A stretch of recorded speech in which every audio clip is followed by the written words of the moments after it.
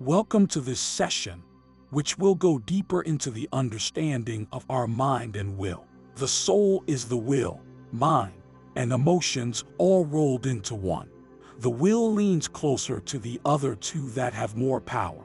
If the emotions are more powerful than the mind, the will easily submits to emotions.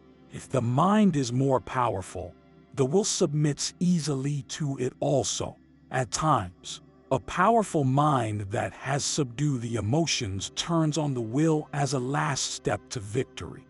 You have the practical will to do something once the mind and the emotions jointly agree on what is right. A powerful emotion that has subdued the mind has the same effect.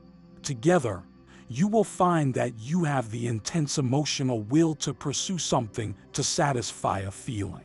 The will is the determination to achieve an end. It can be propelled or empowered by an emotion or a concept.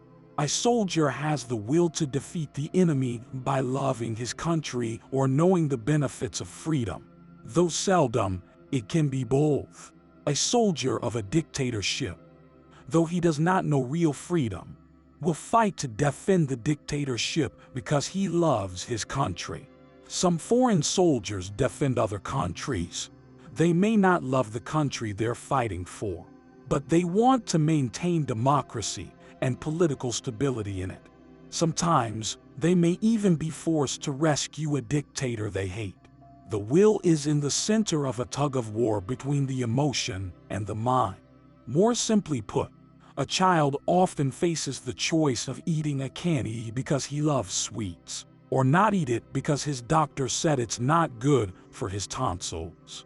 A strong-willed lad, they say, will opt to go by what the mind decides is practical. What they call a weak-willed lad would go by what he loves. He will fulfill immediate wants, even if he knows they are bad for him. Actually, both wills are strong. We may classify them as intellectual will and emotional will. To be successful in commanding the emotions, the first job of the mind is to win the full support of the will. This means you must train yourself to be intellectually willed. When this is achieved, the rest is a piece of cake.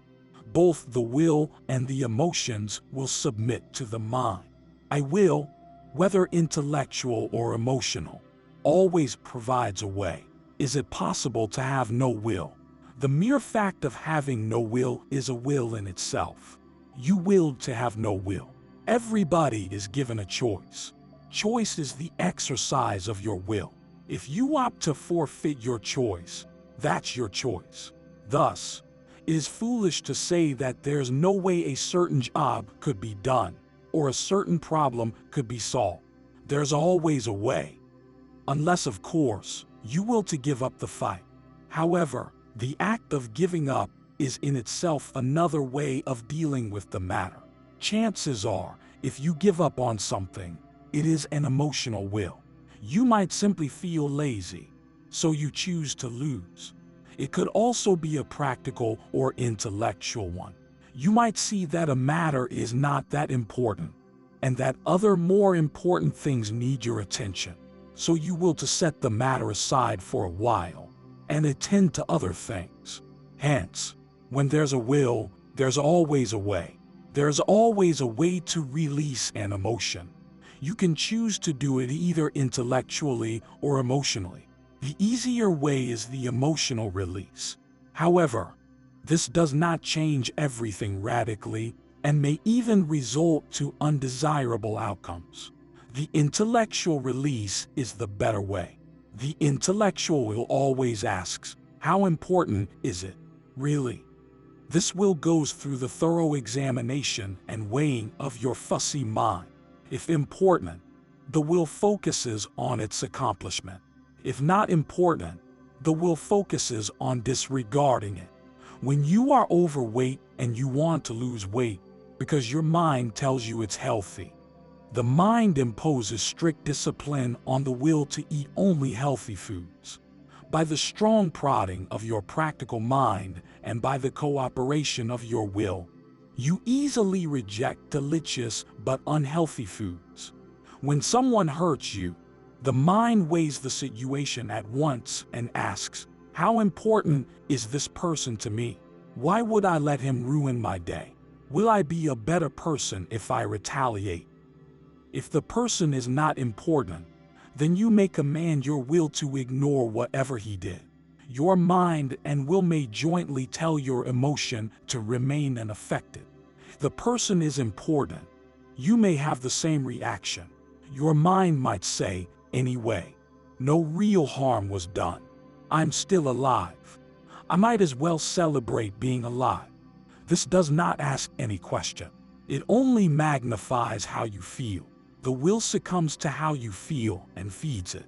Thus, you eat the unhealthy foods you love, though you are overweight, because the emotion convinces your will that it's okay to do such. Your happiness and satisfaction count the most. If someone hurts you, your strong emotion would overreact and magnify the thing done. Then it commands your will to satisfy what your emotion craves for anger. Often, the mind do some function here, but only what the emotion and will jointly tell it to do. Usually, it is left with no other option than to justify the anger. I hit him because he said this. Or I hit him because he hit me first. A key to commanding your emotions is to empower the mind so it can control the will. Empowering the mind does not mean taking up more college courses or a master's degree. Even some masters are emotionally willed rather than intellectually. They easily succumb to the desires of the flesh without thinking over their consequences. Empowering the mind for commanding emotions is more of training it to subject the will to its decisions. Try to examine this sentence. I will never be envious of Anna. Note that I comes before will. This means your mind, the I, has authoritatively decided and concluded that stopping being envious of Anna will do the best thing for I. The I commands the will never to be envious of Anna. Now, try to reverse the sequence of the two words I and will. It will look this way. Will I never stop being envious of Anna? The positive declaration earlier now becomes a question. With this kind of thought turning into a question, the mind is not empowered. Instead, its power and authority over the will is either questioned or undermined, or both. Empowering the mind entails training it to assert its prominence and preponderance over the will. The first phase of the war is a battle between the mind and the will. When the will is conquered, their joint forces will overpower the emotion. You should never give up on anything just because it's hard. When something is difficult to do, the flesh or the emotion is likely to find other easier things to do it. Nothing is bad about looking for an easier way to do a difficult thing. What is unacceptable is the attitude of giving up on something just because it is hard to do. The emotions often do well when commanded by the mind. You can be very excited to do a very practical thing, and this is good. When the emotions are independent of the mind, they usually opt for what is convenient. Convenience is not always the best for us. Many good things entail long and hard work to accomplish. Most non-essentials are very easy and very tempting to do. They often offer a better alternative. They appeal to the emotions. Rather than read a book that boosts the intellect or the soul, the emotions often find gossiping, watching TV, reading books on romance, slandering, or reading about famous people easier to do. The next time you find something hard to do it. Find a simpler way to do it, or do it the hard way. It doesn't matter, just do it. A good practice is to starve your emotions a little. Emotions are needed, but we need to tame them to submit to our minds. To make your emotions submit, you must have them a bit weaker than your mind. Thus, feed your mind with practicality feasts, and sometimes starve your emotions. You're given a choice between seeing a movie or cleaning the whole house. Go for the latter. You love roasted turkey or beef steak, and you're given a choice between these or bland vegetables, then settle for the latter. Do this often. Cut down on the number of times you give way to what you love doing, and stress more on what you think ought to be done. The last thing I want to talk about is how you can use the full potential of your mind. My last word on mind empowerment must deal about the yet unexplored potentials of the mind that are waiting to be discovered. The head was not put on top of the body for nothing. The eyes, ears, nose, and tongue were not placed on the head for nothing. The mind serves something like a monitor, radar, processor, and controller for the whole body. Have you noticed how other parts of the body, like the hands, legs, and feet, cannot move in full swing without first getting a clearance from the mind? The mind cannot give clearance unless the eye, ear, nose, and throat give it facts and data. The command module, as it were, comes from the head. From the above observations, we can venture to imagine that the mind was originally designed to dominate and control all other body functions. From what man has discovered so far, we know that the mind controls the bone and muscle movements. What we also know so far is that there are other body parts like glands and organs that act voluntarily. This means nothing in the body, not even the brain, can force them to function as they do. They cannot be controlled. That's what we know so far. But some people think that the above thinking is not the last word on brain power and functions of the body. Some believe that what we know so far about the brain is a mere fraction of what it actually is and could actually do. You are amazed at what modern supercomputers can do. You must be more amazed by the brains that made them.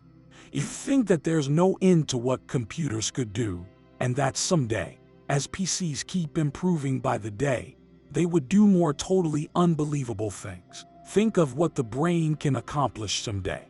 We're talking not only of the mind controlling the body and commanding sickness to cease from attacking it, but also perhaps even controlling the environment, the atmosphere, and who knows, even other worlds out there. You believe that computers can do anything in the future, then won't you also believe in the unlimited potential of the mind that created them? To believe in the higher potentials of the brain is not only to nod mentally in agreement to it. It must be implemented daily through rigid progressive training to empower the mind. The journey has to begin in small steps. You cannot command your emotions to obedience. You cannot go on targeting higher extraordinary aims. You make emotions surrender unconditionally. You make them allies of the mind. Nevertheless, do not underestimate the strength of the emotions. At times they can be so tremendous they can make everything and everybody bow down. Emotions are often so canny that they have the power to deceive without being noticed. They can even take on the guise of being truth and urgent. Hence, the mind must be extra sharp.